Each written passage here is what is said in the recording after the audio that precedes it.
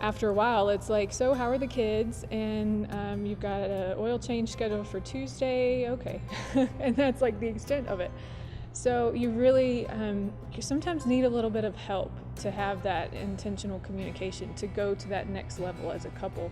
Because I know for us, we didn't want to just pass the time during deployment. We wanted it to be a time that we could look back on and know that we had grown through that, and that we didn't just survive it, but we thrived as a couple, as Christians, as a family. And so we just felt like we needed a little bit of intentional guidance with that.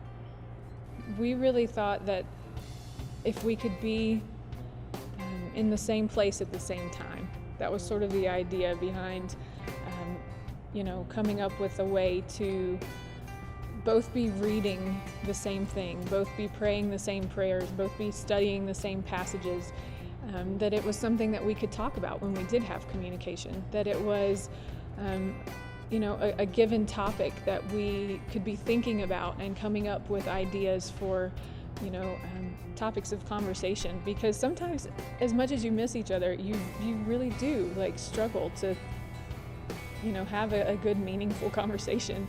Taking away that element of awkwardness by having some intentional things to talk about really does help.